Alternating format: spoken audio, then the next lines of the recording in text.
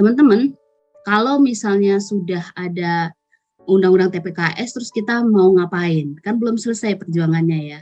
Perjuangannya ternyata masih panjang. Jadi kalau diingat-ingat dulu aku mulai ngomongin soal kekerasan seksual itu mungkin seumuran teman-teman gitu ya.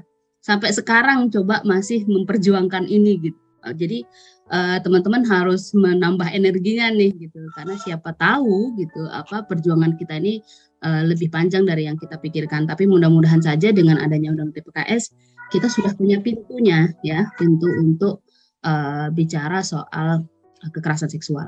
Nah, aku akan menyampaikan tentang meningkatkan kesadaran tentang kekerasan seksual pasca disahkannya undang-undang TPKS, karena kita akan ngomongin strategi. Jadi strategi kita, tantangan kita pertama itu adalah kita bagaimana membuat masyarakat gitu ya, masyarakat, orang sekitar kita gitu, untuk mulai paham tentang kekerasan seksual itu apa gitu, dan dia bukan suatu yang menjadi bahan bercandaan, dan dia bukan suatu hal yang menjadi masalah individu masing-masing orang gitu yang menjadi korban gitu. Ini tantangan kita. Seperti dulu ketika kita ketika advokasi undang-undang PKDRT ya, penghapusan kekerasan dalam rumah tangga. Semua orang kan berpikirnya bahwa itu adalah masalah domestik, masalah hubungan rumah tangga gitu.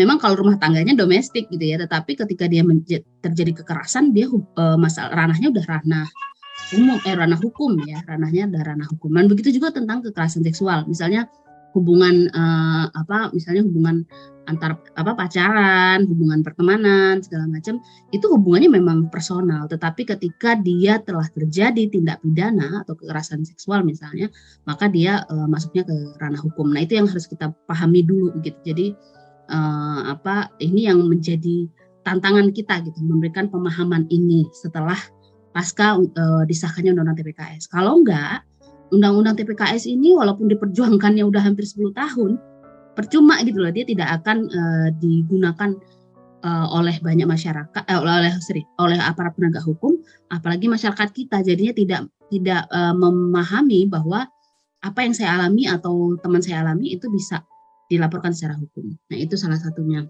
Nah, pengertian tentang tindak pidana kekerasan seksualnya, ini tadi Teh Ira mungkin sudah sampaikan. Jadi, segala perbuatan yang memenuhi unsur tindak pidana sebagaimana diatur dalam undang-undang ini, dan perbuatan kekerasan seksual lainnya sebagaimana diatur dalam undang-undang sepanjang ditentukan dalam undang-undang ini. Ini teman-teman kalau ngasih pemahaman ini kepada masyarakat, pada kelompok komunitas dan lainnya, pasti akan sulit ya, gitu kan. Sehingga yang paling penting untuk teman-teman berikan pemahamannya adalah lebih baik ke unsur-unsurnya saja. Sebenarnya sih apa sih yang disebut kekerasan seksual gitu ya?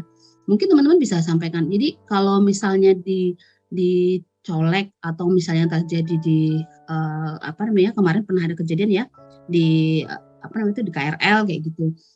Kemudian yang digesek-gesekkan kemaluan salah satu penumpang ke penumpang perempuan misalnya.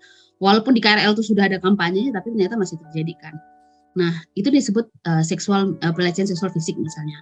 Non fisik yang seperti apa? Jadi lebih baik memang kita menggunakan unsur-unsur yang ada di dalam tindak pidana kekerasan seksual gitu ya. Dia apa saja yang ada di dalamnya, misalnya pemaksaan perkawinan, sterilisasi, seksual, eksploitasi TPKS. Nah, kalau non fisik yang ini. Terus ketentuannya kalau dia kan lebih berat kalau penyandang disabilitas. Nah, ini misalnya pasal 6. Jadi dia tuh masuknya kalau di dalam undang-undang TPKS tuh unsur-unsur kayak gini loh. Biar orang paham gitu kan. Nah, jadi dan bukan hanya orang ya, aparat penegak hukumnya paham. Misalnya dia perbuatan seksual secara fisik. Nah, ini yang secara fisik. Nah, ini terhadap tubuh, keinginan seksual atau organ reproduksi yang dimaksud merendahkan harkat dan martabat seseorang berdasarkan seksualitas dan kesusilaannya. Nah, ini definisinya, unsurnya ya. Kalau ada unsur ini terhadap tubuh gitu berdasarkan keinginan, organ reproduksi, merendahkan harkat dan martabat, maka dia masuknya pelecehan seksual secara fisik. Nah, masuk lagi tadi ini yang secara yang kedua kemudian secara non fisik.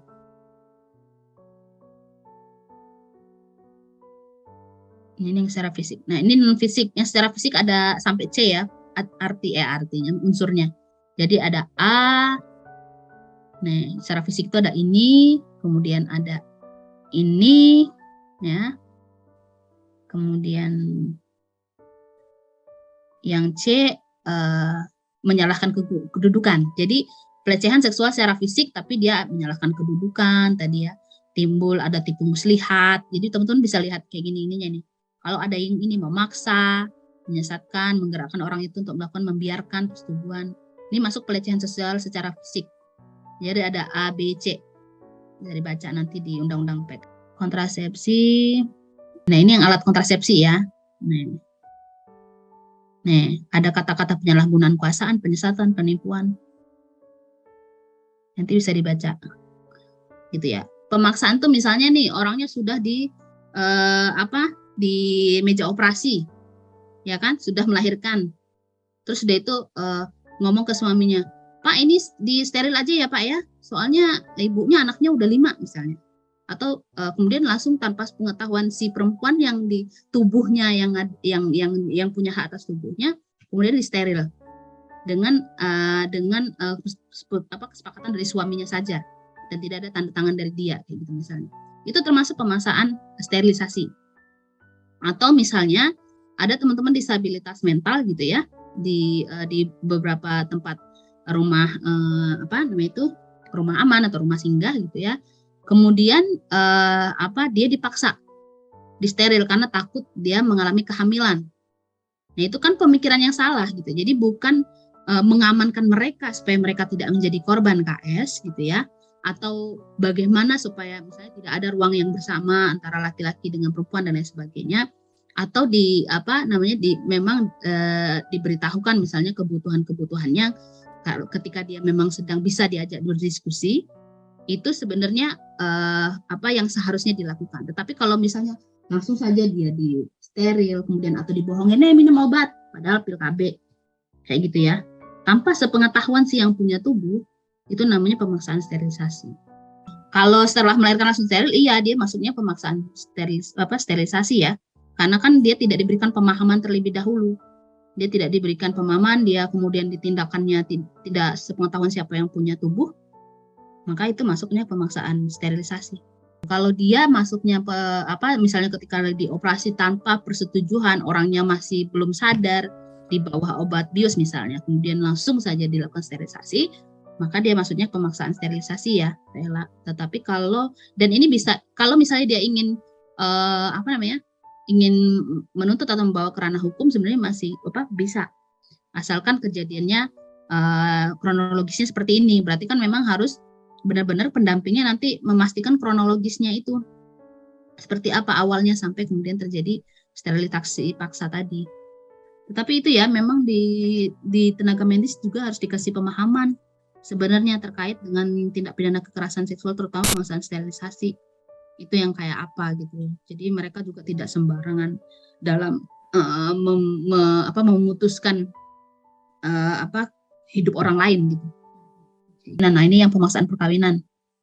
Nah, mungkin aku sebelum masuk ke sana, aku juga ingin nanya nih ke teman-teman.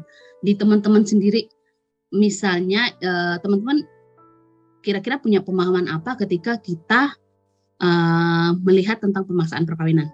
Ada yang mau kasih komentar nggak? Pemaksaan perkawinan menurutku tuh kayak gini Kak, gitu. Jadi jangan-jangan apa yang ada di TPKS ini nyampainya ke teman-teman jadi berbeda gitu. Gimana?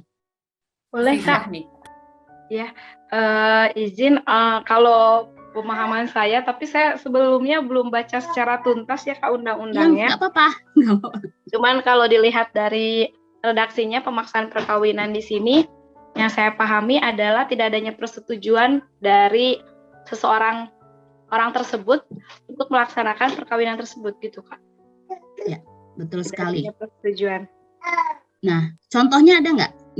Anissa pernah lihat nggak contoh pemaksaan perkawinan ini di dalam lingkungan hari-hari atau baca di media? Kalau kebetulan saya masih tinggal di kampung ya Kak, barangkali masih banyak terjadi seperti seorang gadis yang tiba-tiba dinikahkan dengan pilihan orang tuanya tanpa adanya persetujuan secara lisan ataupun tertulis gitu ya bahwa gadis tersebut bersedia untuk melaksanakan perkawinan begitu. Ya, betul sekali. Jadi dia harus ada persetujuan kedua belah pihak ya, baik laki-laki maupun perempuannya, dan dia berusia harus dewasa. Ketika dia anak tapi kemudian dikawinkan gitu tanpa persetujuan, dia juga sudah masuk ke dalam pemaksaan perkawinan. Tetapi biasanya pemaksaan perkawinan ini kalau dalam undang-undang ini dia masih kayak istilahnya tuh kayak harus dilaporkan gitu ya, dilaporkan oleh orang yang melihat pemaksaan perkawinan tersebut, misalnya kerabat ataupun si anak yang dipaksa kawin gitu. Itu bisa melakukan pelaporan dengan undang-undang ini gitu ya. Jadi kalau dia tidak ada laporan, ya jadinya memang tidak bisa ditindak secara pidana. Ya baik, mungkin belajar dari pengalaman ya Mbak. Karena lokasi saya juga kebetulan di Kabupaten Bandung. Nah, jadi di Kabupaten Bandung ini kan terkait dengan pernikahan usia dini itu sangat ini ya Mbak, dan itu juga kerap kali saya berkegiatan kemudian melihat kasusnya secara langsung. Itu ternyata banyak yang memang dinikahkan secara paksa gitu. Dan dinikahkan secara paksa ini dalam artian keluarganya memang diharapkan tuh anaknya, kan ada istilah ya kalau misalkan di Kabupaten Bandung tuh jangan sampai kayak kumpul kebo lah kayak gitu, apalagi kalau misalkan udah menginjak usia balik gitu. Nah di situ mungkin perkara yang paling susah itu dari kultural dari masyarakatnya gitu. Nah waktu itu saya bersama teman-teman, memang itu kan isunya sangat ini ya, sensitif gitu ketika kita berbicara mengenai budaya di sana juga gitu. Nah ternyata ya itu dari budaya dari mereka sendiri, kemudian juga mereka merasa kalau misalkan dari sisi agama yang lebih baik dipercepatlah untuk dinikahi. Nah, alhasil ya tidak berdasarkan keinginan dari anaknya itu sendiri gitu. Jadi anaknya itu sebenarnya ya mereka yang pengen masih bersekolah, mereka yang masih ingin bermain, tetapi karena dia tenggut paksa untuk ya udah cepat dinikahin saja gitu. Apalagi selain dari masalah kultural juga ada masalah ekonomi gitu.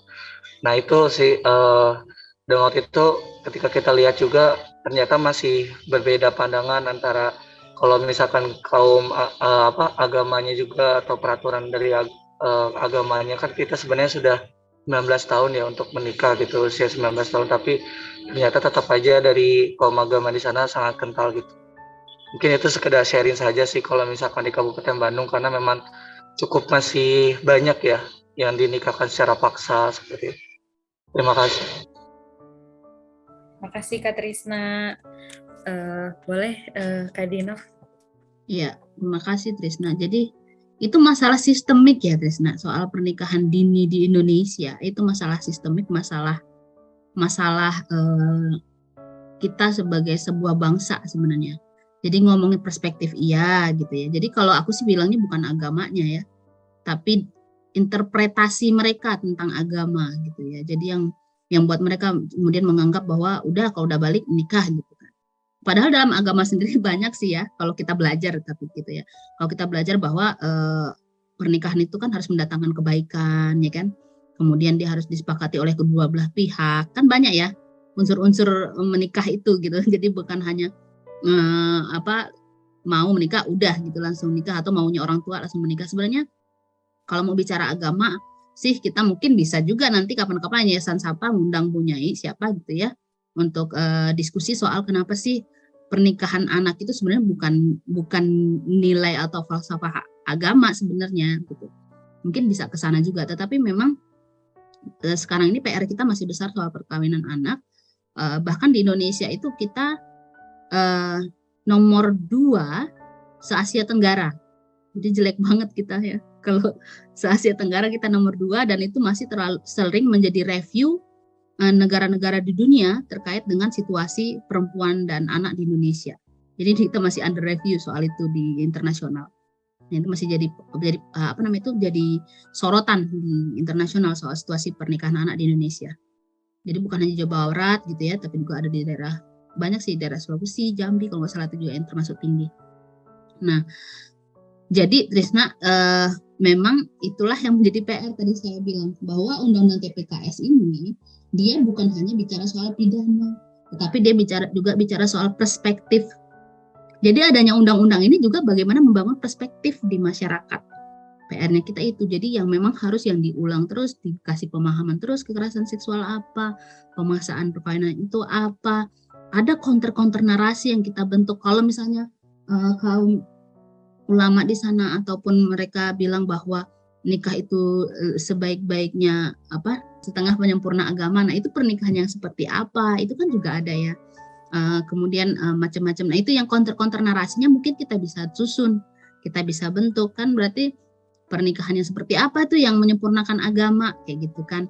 Nah itu juga bisa kita buat ya, sebagai orang muda kita buat counter narasi tentang pernikahan yang sebenarnya baik menurut Islam itu yang kayak apa gitu. Nah itu yang yang harus kita sampaikan juga gitu. Mungkin ada narasi agama juga yang bisa kita gunakan gitu. Karena kan nggak satu ya, interpretasi itu bisa dari berbagai macam sisi gitu. Nah satu hal lagi, kenapa saya bilang sistemik? Karena dia akan berkelindan dengan masalah ekonomi. Dia akan berkelindan dengan masalah infrastruktur pendidikan, tenaga pendidik kayak gitu, yang membuat orang akhirnya ya ngapain juga sekolah, habis-habisin waktu, habis-habisin biaya, tapi toh juga nanti ujung-ujungnya ke dapur kayak gitu. Nah, pemahaman-pemahaman gitu juga yang harus diberitahukan gitu ya. Dan bagaimana kemudian benar-benar nih program pemerintah terkait dengan pendidikan yang sampai SMA itu untuk bisa gratis gitu ya, bukan hanya gratisnya ya, infrastrukturnya, sekolahnya ada, bukunya ada, gurunya ada gitu. Itu juga yang membuat orang akhirnya terdorong untuk menuntut ilmu terlebih dahulu dibanding yang lain gitu. Karena kan usia-usia segitu kan usia-usia ini ya, usia-usia masih bermain segala macam gitu loh. Usia yang belum, dan tubuhnya pun belum siap. Kalau dalam, misalnya tadi disampaikan oleh Trisna, dalam agama itu umur 16 tahun. Nah, sedangkan kita tuh kan kalau ngomongin agama itu kan dia selalu berkembang melihat situasi masyarakat kan. Nah, itu ya. Jadi seperti itu. Nah, jadi apakah sekarang ini 16 tahun udah bisa dikatakan orang yang siap soal pernikahan gitu. Misalnya itu salah satunya. Atau kita lihat juga dalam segi kesehatan. Kalau nggak bisa dari segi pemahaman soal budaya misalnya atau agama, ya dari segi kesehatan. Kalau dari segi kesehatan, perempuan dianggap sudah siap secara reproduksinya untuk mengandung bayi itu ketika umur 21 tahun. Nah ini juga akan berkaitan Trisna dengan situasi angka kematian ibu melahirkan. Indonesia tertinggi juga. Jadi angka perkawinan anaknya juga dengan angka kematian ibu melahirkannya itu juga sama-sama tinggi gitu. Jadi karena dia belum siap menjadi ibu gitu ya, ekonominya lemah gitu, kemudian dia jarang memeriksakan dirinya ke dokter atau ke kandungan kayak gitu, kemudian dia melahirkannya dengan paraji misalnya kayak gitu. Nah itu kan juga banyak faktor sehingga akhirnya kita itu kayak mengabaikan situasi perempuan kita jadinya gitu ya. Satu, dia udah nikah anak, kemudian yang kedua dia harus mengandung di usia yang dini. Yang ketiga, ekonomi dia juga tidak mandiri gitu, karena masih bergantung dengan orang tua misalnya. Sehingga akhirnya itu menjadi masalah rumit di Indonesia yang mengakibatkan angka kematian ibu melahirkannya jadi ikut tinggi kayak gitu. Jadi kita bisa mungkin kedepannya buat counter narasi terkait perkawinan itu sebenarnya kayak mana sih sebenarnya gitu. Nah, kemudian penyiksaan seksual. Kalau menurut teman-teman ada yang bisa kasih perspektifnya penyiksaan seksual itu yang gimana? Kalau teman-teman dari lihat ini saja gitu, dari unsur yang ada di TPKS ini. Mungkin aku nggak tahu secara definisi jelasnya, tapi penyiksaan yang dilakukan secara seksual maksudnya adalah misalkan menyiksa atau menghukum seseorang dengan unsur seksual. Misalkan kamu ada seorang korban yang dihukum tapi harus melakukan sesuatu seperti berhubungan badan dan sebagainya, atau hal-hal yang berkaitan dengan unsur-unsur seksual yang didapatkannya mungkin gitu. Mohon maaf. Ya, tapi Ajeng udah benar loh. Jadi kita ngomongin penyiksaan seksual di sini itu dia berdasarkan dengan undang-undang anti penyiksaan, ya, torturing gitu. Jadi dia bukan cara berhubungan seksual yang dipukul, yang itu ada lagi itu sendiri ya, itu namanya preferensi seksual kalau itu ya. Nah, tetapi kalau penyiksaan seksual seperti yang disampaikan Ajeng tadi, misalnya seseorang dihukum nih, dihukum karena dia misalnya mencuri, tapi kemudian ditelanjangi kayak gitu ya, dia disuruh keliling kampung, kemudian ditelanjangi, dibotakin misalnya kayak gitu. Nah itu termasuk penyiksaan seksual karena dia dipermalukan secara seksual sebagai manusia kayak gitu. Kan dia dipermalukan ya, dibuka bajunya segala macam. Nah terus kemudian juga ini contoh kasusnya bisa yang waktu itu ada kasus di Tangerang yang muda-mudi kemudian digerebek oleh padahal tidak sedang melakukan hubungan seksual ya, tapi digerebek oleh tokoh-tokoh masyarakat. Kemudian setelah digerebek si perempuannya disuruh buka baju gitu ya, si laki-lakinya juga ditelanjangin, terus mereka disuruh diarak keliling kampung. Nah itu juga termasuk penyiksaan seksual. Atau misalnya kepolisian yang menangkap seseorang gitu ya, misalnya untuk supaya dia ngaku, maka dia dilakukan tindakan-tindakan misalnya yang berkaitan dengan seksualitasnya kayak gitu. Nah ini yang dimaksud ke penyiksaan seksual ya teman-teman. Jadi kita jangan salah perspektifnya. Ini eksploitasi, penyalahgunaan, memberikan bayaran. Oh bayarannya eksploitasi, keuntungan. Nah ini yang eksploitasi. Nah ini namanya eksploitasi seksual tuh kayak gini unsur-unsurnya ya. Jadi sebenarnya kalau mau kata mudahnya, perbudakan seksual sama perbudakan seksual sama eksploitasi seksual itu bedanya kalau kalau dieksploitasi itu berarti ada keuntungan istilahnya yang diperoleh oleh orang yang mengeksploitasi tersebut, baik keuntungan seksual ataupun keuntungan keuntungan uang dan lain sebagainya. Tetapi dia bukan bukan pelacuran ya, berbeda ya. Karena misalnya ini ada satu kasus, suaminya kemudian istilahnya itu bahasanya itu menjual gitu, melacurkan istrinya, tapi dia istilahnya bukan pemaksaan pelacuran gitu. Jadi hanya ke beberapa orang untuk membayar hutang kayak gitu. Bayar hutang suaminya dengan si beberapa orang tadi gitu. Nah, itu masuk ke dalam eksploitasi seksual. Atau misalnya seseorang dia mengambil gambar pasangannya ketika berhubungan seksual. Kemudian dia bilang, kalau kamu nggak layani saya lagi, ini akan saya share. Nah, kemudian akhirnya dia menggunakan ancaman itu untuk melakukan hubungan seksual. Ya. Jadi si perempuan tuh ya udah terpaksa melayani gitu ya, untuk dan si laki-laki itu mengeksploitasi dia secara seksual gitu karena mendapat ancaman tadi. Ini kata mudahnya aja. Kemudian kalau perbudakan bedanya apa? Kalau perbudakan seksual itu dia ada penyekapannya. Kalau eksploitasi itu nggak harus disekap oleh si orangnya gitu ya, nggak harus, ya dia tetap bebas kemana aja, tapi kamu kalau nggak melayani saya, ini saya share. Atau karena dia sebagai suami, istrinya harus nurut dan suaminya juga banyak hutang, dia harus nurut gitu. Karena mau nggak mau, karena dia harus membayar hutang suaminya. Itu masuk ke eksploitasi seksual. Terus dia disekap nggak? Enggak. Dia dilarang keluar rumah nggak? Enggak.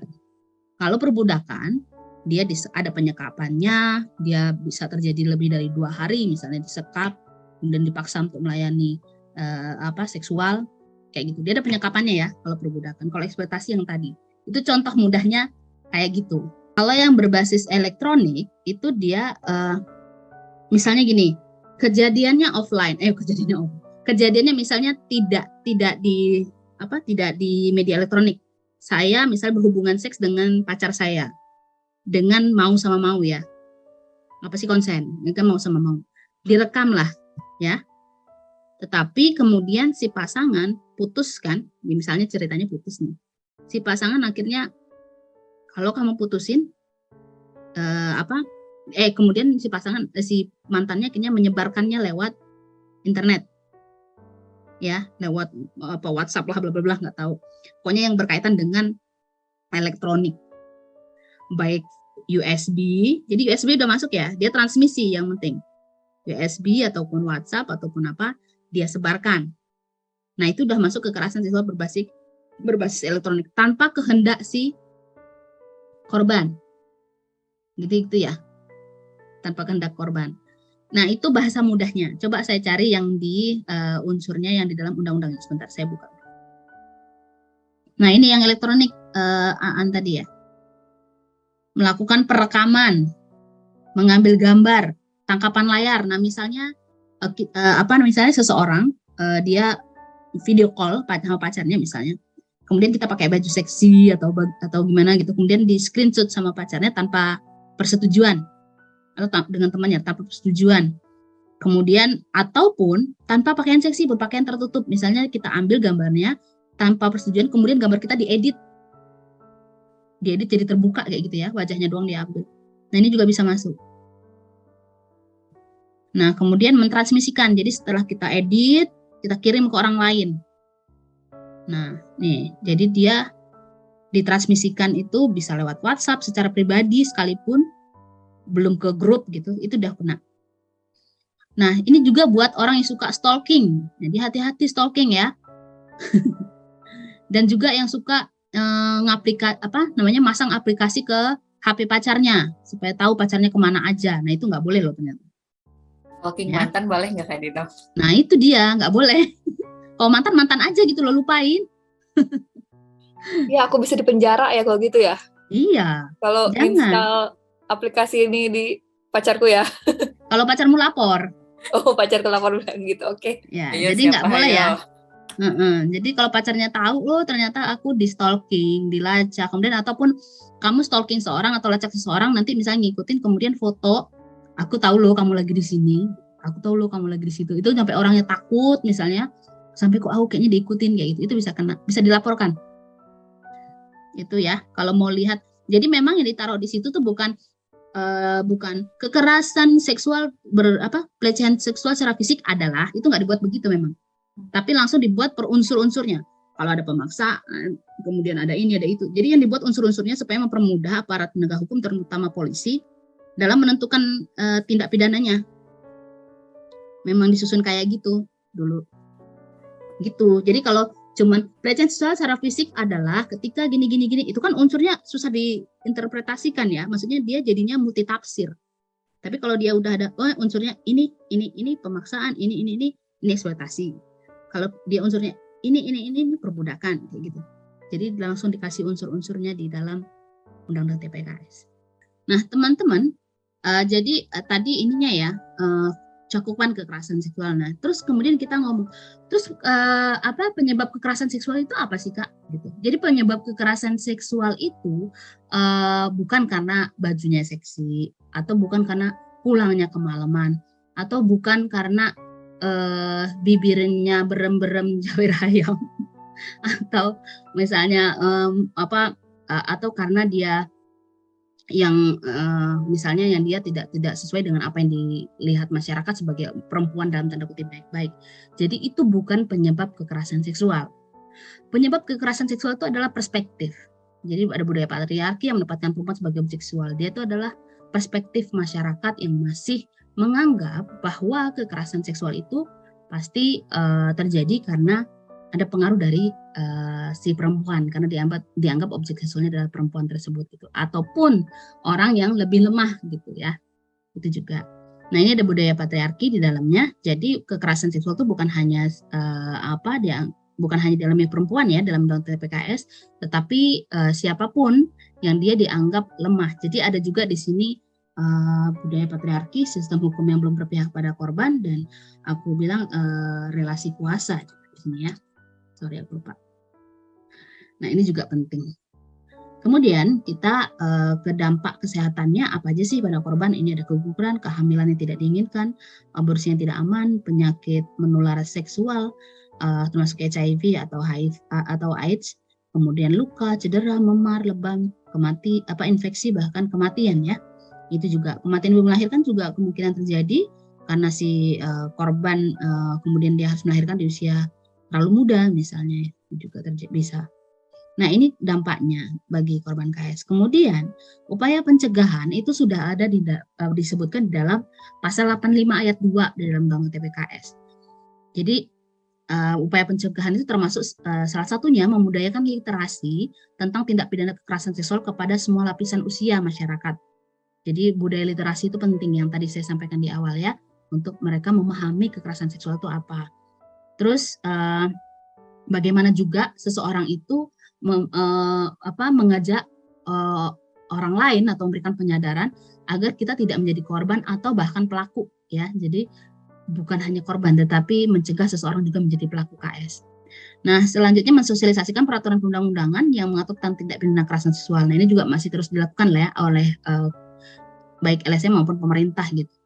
Kemudian menciptakan kondisi lingkungan yang dapat mencegah terjadinya tindak pidana KS. Ini ada di dalam pasal 85 ayat 2. Nah, kemudian pasal 85 ayat 3 dan jika harus apa yang harus dilakukan jika menjadi atau menemukan korban KS, itu dia memberikan informasi adanya kejadian TPKS kepada aparat penegak hukum, lembaga pemerintah dan lembaga non pemerintah.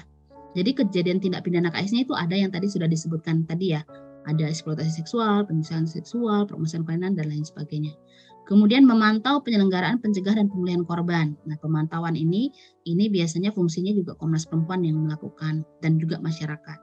Kemudian memberikan dukungan untuk penyelenggaraan pemulihan korban, memberikan pertolongan darurat kepada korban, membantu pengajuan pelindungan dan penetapan, juga berperan aktif dalam penyelenggaraan pemulihan korban. Nah, ini jadi lembaga layanan seperti SAPA misalnya ataupun LBH Jakarta itu dia bisa bisa membantu pengajuan pelindungan, juga berperan aktif dalam penyelenggaraan pemulihan korban ya. Jadi bisa bekerjasama dengan pemerintah, P2TP 2A dan lain sebagainya, karena tentang lembaga layanan juga disebutkan ya di dalam undang-undang TPKS.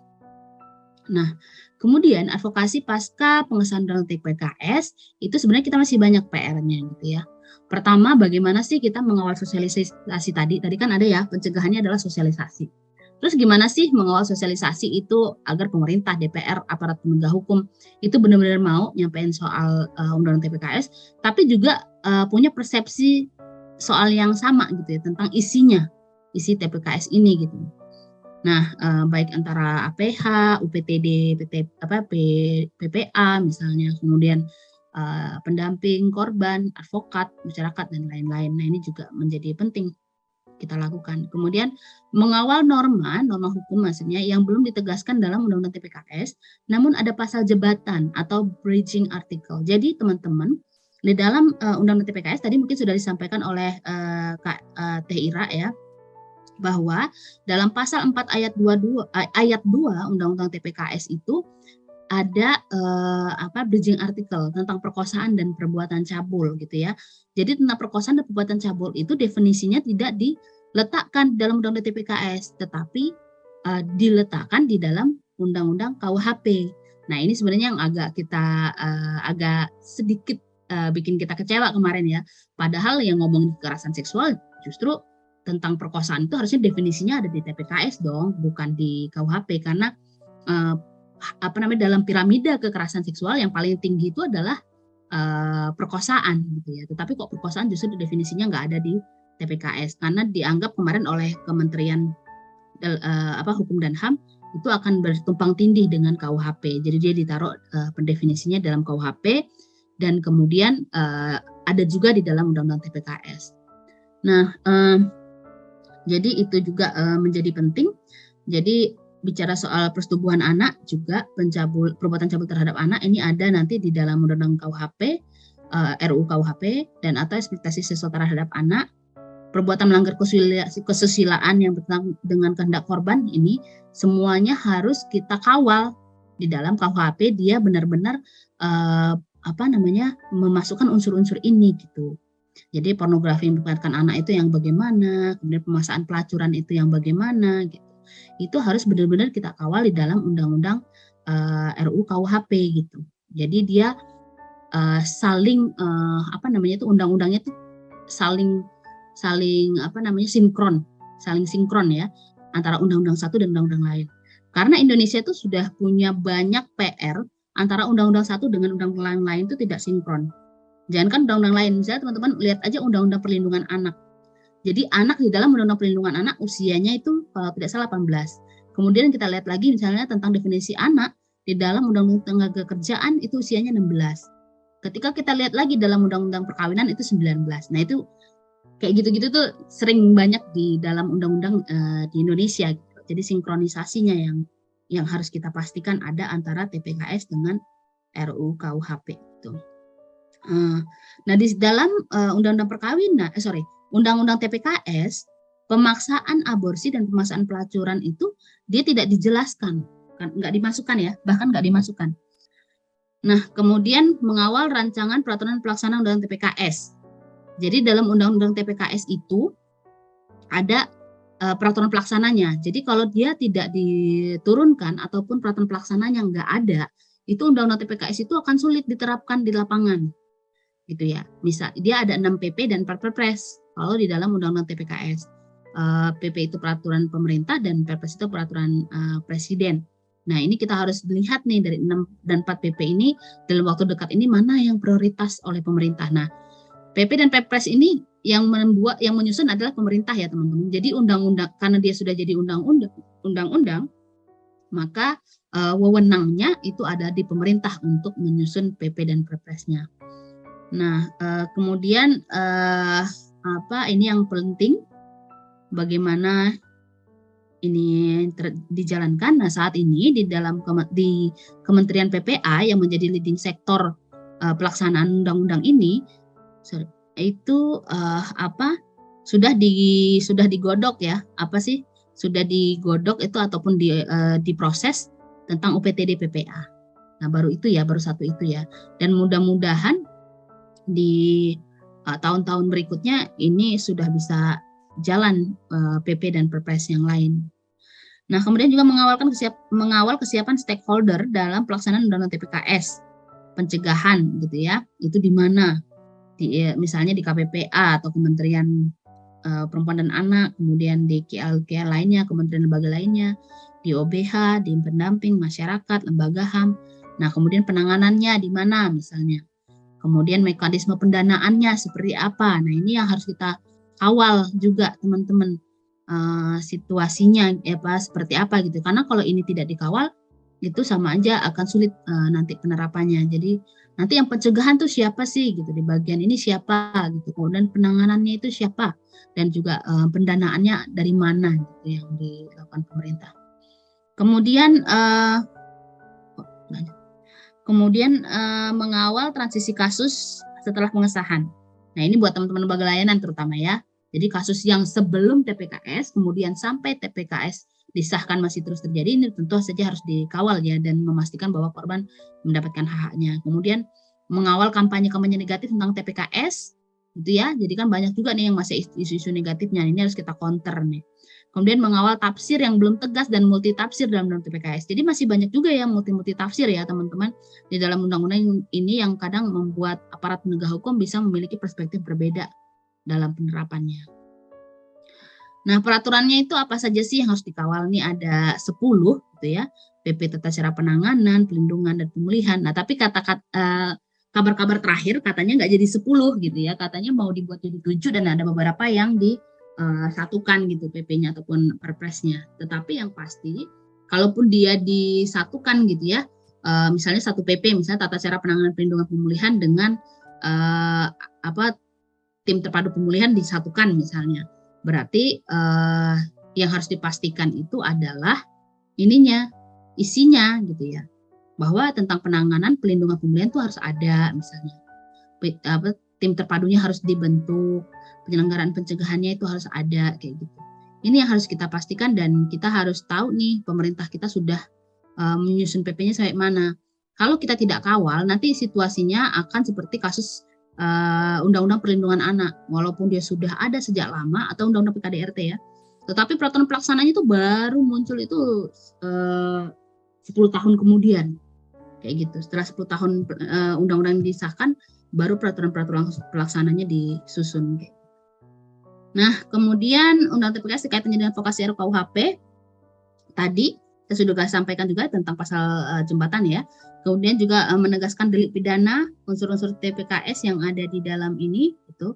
Kemudian memastikan tindak pidana KS yang diatur dalam KUHP harmonis, tadi yang aku bilang sinkron, tidak tumpang tindih apalagi berkontradiksi dengan tindak pidana KS. Kemudian menambahkan pengaturan baru mengenai pemaksaan aborsi dan pemaksaan pelacuran, serta menegaskannya sebagai tindak pidana KS karena di dalam TPKS dia tidak ada.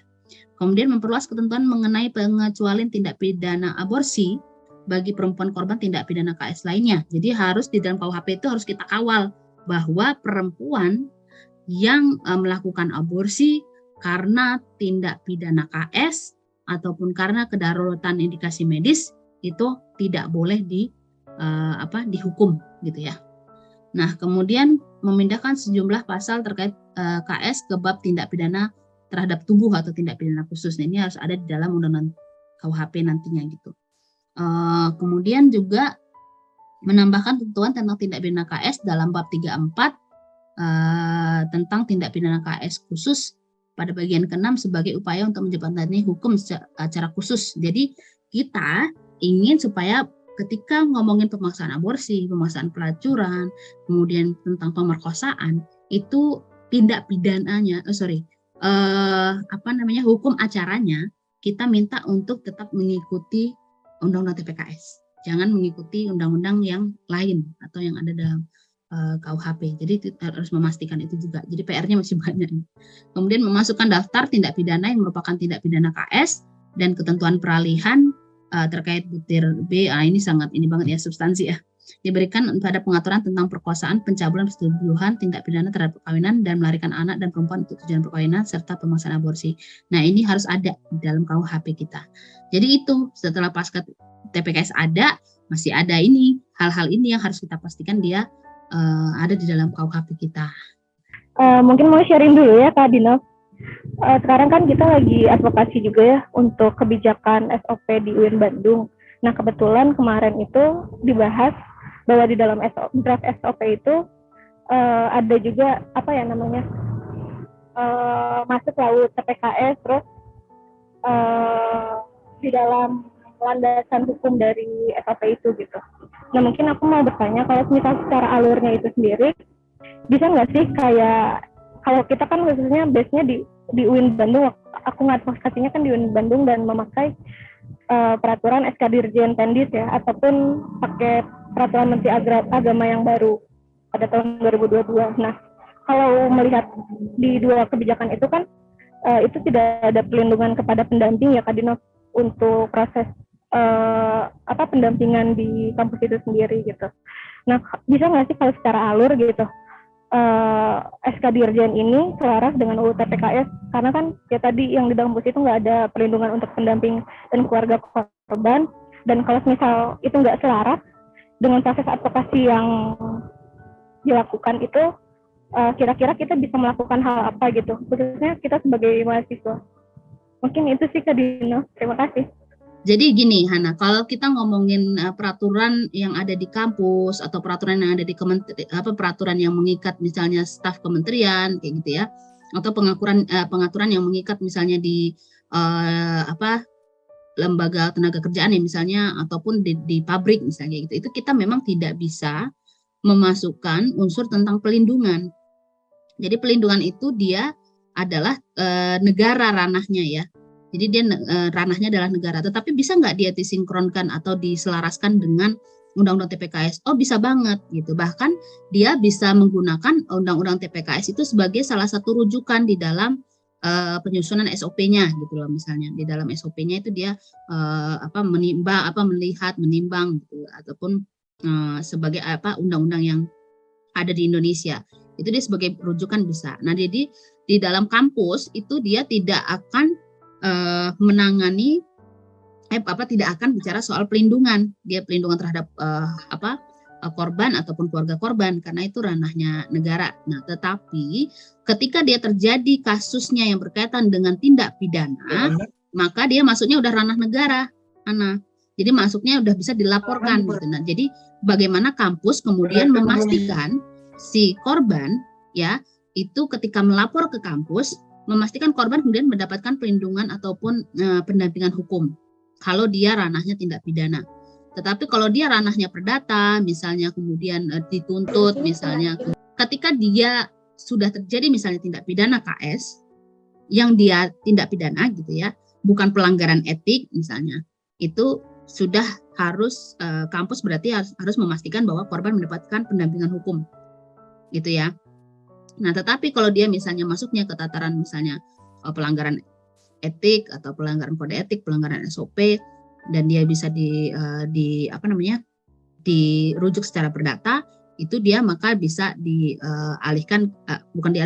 maka dia bisa diselesaikan di tingkat tataran kampus kayak gitu. Tetapi kalau tindak pidana dia tidak bisa diselesaikan di tataran kampus, dia harus mendapatkan pendampingan hukum kalau dia merujuk pada undang-undang TPKS. Jadi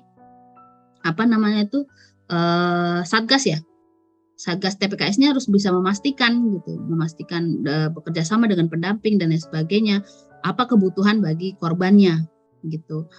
Kalau kebutuhan korbannya adalah pemulihan, berarti memastikan dia mendapat pemulihan dengan misalnya merujuk ke lembaga psikologis atau P2 P2A. Kadang ada yang P2 P2A tuh kalau di Jakarta kan dia punya psikolog tuh, itu bisa dirujuk ke sana gitu. Jadi nanti Satgas juga yang mampu melihat situasi atau kebutuhan korbannya seperti apa gitu. Dan jangan sampai juga Satgasnya kemudian ketika tahu itu adalah tindak pidana KS, yang tadi ya tindak pidana KS teman-teman udah baca tadi kan ada beberapa hal, tapi kemudian malah dimediasi. Nah itu yang juga akan menjadi masalah gitu.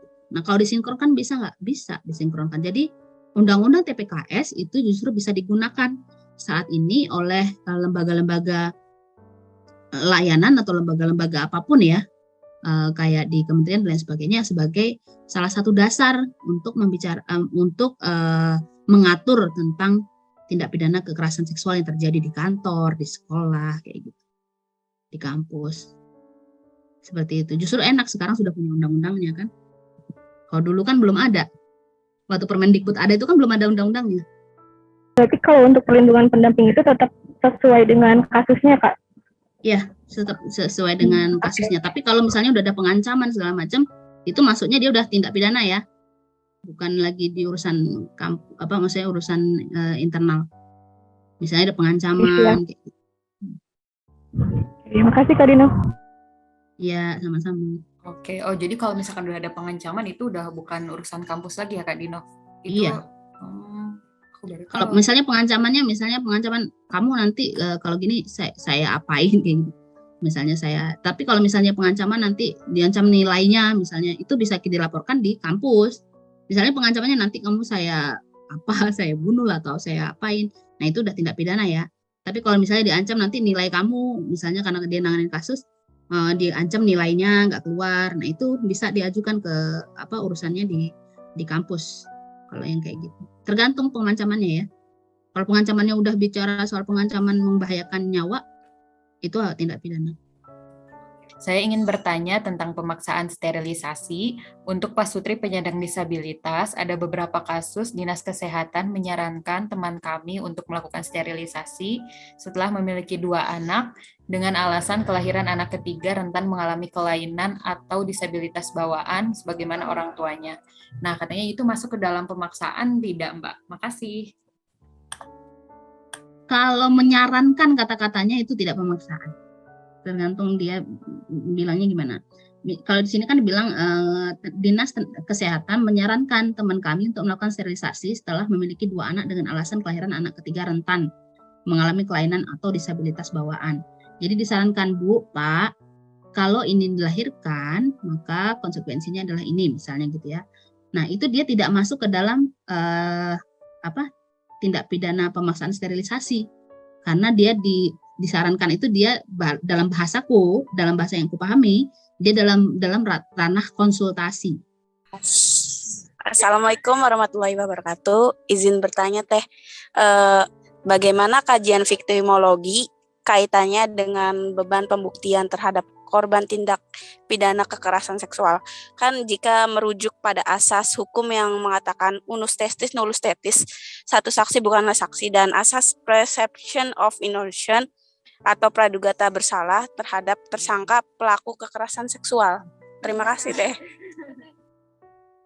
Ya, makasih Sherly. Nah, jadi di dalam teori feminis legal teori itu kita sebenarnya tidak menggunakan itu ya Teh. Gitu. Maksudnya makanya di dalam Undang-Undang TPKS itu dia memasukkan terobosan. Jadi kan hukum itu sebenarnya dia tidak dia tidak kaku kayak gitu terus gitu ya, tetapi dia akan mengikuti situasi di masyarakat juga gitu kan. bagaimana kemudian substansi hukum itu akan berpengaruh dengan budaya hukum gitu ya, juga berpengaruh dengan struktur hukum gitu ya kan. Itu juga yang akan selalu berkaitan gitu. Nah, jadi kalau kita ngomongin yang disampaikan tadi misalnya gitu ya, bahwa satu saksi bukan saksi ya tadi ya. Nah, itu di dalam Undang-Undang TPKS dan Undang-Undang PKDRT itu dia tidak teori itu tidak digunakan. Teori viktimologi itu tidak digunakan di dalam Undang-Undang Lex Specialis ini. Kenapa? Karena ada pendekatan teori lain lagi untuk memastikan pemenuhan hak korban tersebut gitu. Jadi ada namanya feminist legal theory yang di situ juga melakukan pendekatan dari kebutuhan korban. Nah, makanya di dalam Undang-Undang TPKS itu dia berbeda dengan undang-undang yang lain atau dalam undang-undang KUHP, terutama RUU KUHP. Kalau di dalam undang-undang lain gitu ya, bukan korban yang menjadi fokus pemulihannya gitu, tetapi pelaku justru fokus bagaimana memberikan sanksi kepada pelaku di KUHP atau undang-undang lain ya, TPPO dan sebagainya. Tetapi di Undang-Undang TPKS adalah fokus bagaimana pemulihan korban. Makanya dia sekitar 60%-nya dia tidak bicara soal sanksi bagi pelaku. Ada dia bicara soal sanksi bagi pelaku, tapi paling besar porsinya dalam Undang-Undang TPKS itu adalah bicara soal pemulihan korban sejak korban berani melaporkan kasusnya ke manapun ya, misalnya ke lembaga bantuan hukum, ke aparat penegak hukum atau kepolisian. Itu yang lebih diatur oleh Undang-Undang TPKS. Kayak gitu, Sally. Iya, karena kalau kita mau pakai KUHP, nggak bisa, itu polisi akan berkekeh. Nggak bisa, ini hanya satu saksi, dia akan bilang begitu. Nah, makanya KUHP-nya juga kita akan kita akan pastikan itu ya definisi-definisi tadi yang saya sampaikan untuk dia benar-benar bicara tidak saling sinkron dan tidak berkontradiksi dengan Undang-Undang TPKS. Karena dan kenapa tadi kita kita juga ada PR, dalam artian PR-nya untuk memastikan hukum acaranya tidak menggunakan KUHP, tetapi hukum acaranya menggunakan TPKS ketika dia terjadi tindak pidana kekerasan seksual. Karena itu tadi kalau dia pakai KUHP, ya udah kekeh dia satu saksi itu bukan saksi gitu. Tapi makanya kita mintanya dia masuk ke dalam Undang-Undang TPKS hukum acaranya. Dia spesifik hukum acara di TPKS. Jadi dia itu kan baru melahirkan tuh kemarin, dan benar-benar yang melahirkannya itu agak riweuh gitulah ya. Nah, suaminya itu yang benar-benar nggak tahu apa-apa ketika dokter meminta untuk entah bagaimana itu komunikasinya. Jadi si dokternya itu menyarankan untuk kontrasepsi kan, dan dia itu nggak tahu itu kontrasepsinya apa, dan dia bilang iya aja. Padahal istrinya itu lagi sedang tergeletak, tidak berdaya setelah melahirkan anaknya gitu kan. Jadi gimana sih cara kita, aku mau bilang menuntut juga nggak bisa, cuman apa yang harus kita lakukan gitu Kak. Somehow nanti itu juga misalnya amit-amit terjadi sama aku ataupun orang terdekat aku yang lain gitu. Iya, sebenarnya kalau mau bagaimana sih? Iya ya, bingung tenaga juga sih medisnya itu memang belum paham juga ya tentang bahwa kayak gitu itu tidak maksudnya sesuatu yang tanpa didiskusikan, tanpa dikonsultasikan itu kan sebenarnya nggak boleh ya, melanggar. Sebenarnya mereka tahu kok itu melanggar, cuman kadang-kadang mereka lakukan. Aku juga nggak paham lah kenapa begitu. Nah jadi kalau kita mau sebenarnya ini ya, pemahaman tentang kesehatan reproduksi sebelum menikah itu penting gitu ya. Jadi orang sebelum menikah kemudian ada, aku nggak tahu kalau di Islam tuh ada juga sebenarnya. Waktu saya itu tapi tergantung ininya ya, KUA-nya ya. Kebetulan KUA tempatku kayaknya udah dapat pelatihan dari Rahima waktu itu yang di Lampung. Jadi dia tetap kasih kayak kuliah singkat gitu loh. Berapa hari sebelum menikah terkait dengan KDRT dikasih tahu, kesehatan reproduksi kasih tahu kayak gitu-gitu. Nah, cuman kan aku nggak tahu yang KUA lain dikasih pelatihan dari Rahima apa enggak, atau dari kementeriannya lah. Nah itu Jadi sehingga ketika kita mengalami hal ini gitu ya, ketika kita ingin melahirkan segala macam, itu kayak sadar gitu loh, pilihan-pilihan saya melahirkan dengan cara apa kayak gitu ya, saya melahirkan di mana kayak gitu. Itu pilihan-pilihan sadar yang dilakukan. Nah sebenarnya kalau kita ketika kehamilan tuh ada yang beresiko, itu sebenarnya kan dokter biasanya udah konsultasi kan dengan kita ya. Ini kayaknya beresiko nih, gimana nanti kalau steril setelah melahirkan ya, karena kalau kamu melahirkan dalam jarak dekat gini. Sebenarnya kan nggak sulit ya. Konsultasi itu harus dilakukan untuk supaya kita dengan sadar memilih gitu. Kita mau steril atau enggak gitu, kontrasepsi atau enggak. Nah, itu yang seharusnya penting kita pahami, kita sadari.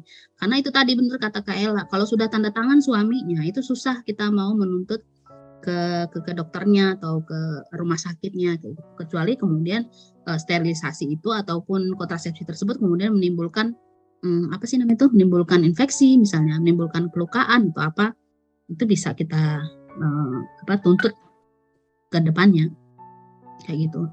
Jadi aku nggak tahu teman-teman di sini tuh ada nggak misalnya dapat kalau PKBI lah aku tahu ya, dia pasti dapat tuh tentang kontrasepsi itu apa, macam-macamnya kontrasepsi, terus yang baik bagi tubuh perempuan itu yang mana, kayaknya nggak ada kecuali kondom kalau nggak salah dulu diajarinnya tuh gitu. Dulu aku relawannya PKBI juga waktu masih kuliah, jadi itu ada dikasih tahu ya, maksudnya pemahaman tentang kontrasepsi. Itu ya menurutku penting juga sih untuk tahu, apalagi orang sudah menikah ya, masa nggak mau tahu soal itu kan, aneh banget. Teman-teman tadi yang aku presentasiin tadi itu semuanya PR ya. PR kita bersama maksudnya.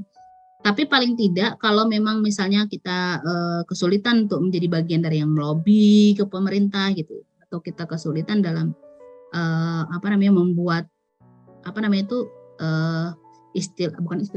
pendapat-pendapat hukum. Tapi kalau bisa bagus banget ya kalau teman-teman ada yang hukum sini buat pendapat hukum misalnya tentang undang-undang TPKS atau apa. Dia paling tidak teman-teman menjadi bagian dari yang mempopulerkan undang-undang TPKS ya, mempopulerkan, menyampaikan unsurnya apa saja di dalam undang-undang TPKS, terus yang dianggap tindak pidana itu yang ketika udah bagaimana. Ya, menurutku itu yang harus teman-teman lakukan ya. Ini bayangin ada berapa nih? 32 orang. Nah, dikurang aku lah, jadinya 31. Ya kan? Jadi mungkin 31 misalnya masing-masing punya komunitas ya. Buat diskusi-diskusi seperti ini, yuk kita bedah yuk gitu. Misalnya tentang TPKS. Kalau bingung ya soal bahasa-bahasa hukumnya, ya udah kita mungkin bisa ambil di bagian apanya, misalnya undang-undang TPKS ini bisa bisa menghukum untuk orang-orang yang melakukan kekerasan seksual loh, mungkin bisa di bagian itunya saja dulu gitu loh, bahwa meyakinkan banyak orang bahwa kita sudah punya nih undang-undang TPKS. Karena undang-undang TPKS ini teman-teman ketika dia diterapkan ya, itu dia dia akan selalu berbenturan dengan situasi masyarakat sekarang. Karena aku bilang undang-undang TPKS ini undang-undang membicara soal perspektif. Ya, dia hampir sama dengan undang-undang PKDRT dulu yang dimana semua orang menganggap KDRT adalah masalah pribadi, masalah domestik. Dia hampir sama. Jadi semuanya perspektif. Nah, sekarang kan siapapun orang pasti ngomongin KDRT gitu ya. Jadi sekarang tuh masyarakat sudah terbiasa dengan istilah KDRT. Nah, maksudku juga begitu.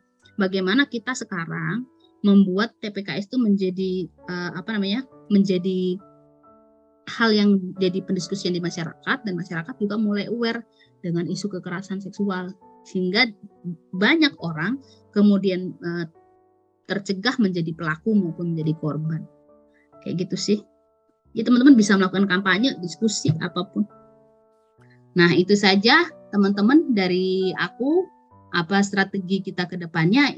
Kayaknya itu deh strategi kita ke depannya untuk mengawal bahwa undang-undang TPKS ini harus bisa diimplementasikan dan bisa bermanfaat bagi korban kekerasan.